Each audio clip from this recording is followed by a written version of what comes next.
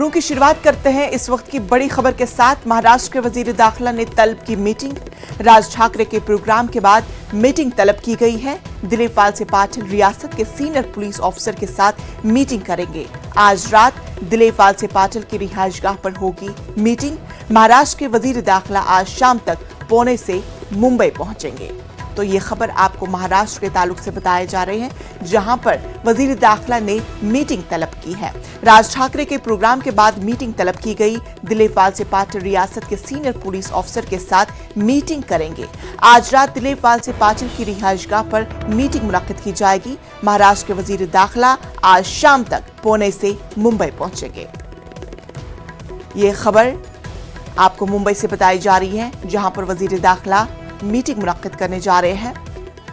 Police के senior अफसरान के साथ ये मीटिंग मुनक्किद की जाएगी और आज शाम पुणे से मुंबई पहुंचेंगे महाराष्ट्र के वजीर दाखिला।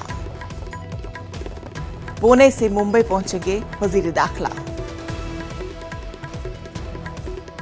महाराष्ट्र के वजीर दाखिला ने तलब की है मीटिंग। ये खबर आपको महाराष्ट्र के वजीर दाखिला के मीटिंग के हवाले से बड़ी खबर आपको दी जा रही है, जहां पर आज शाम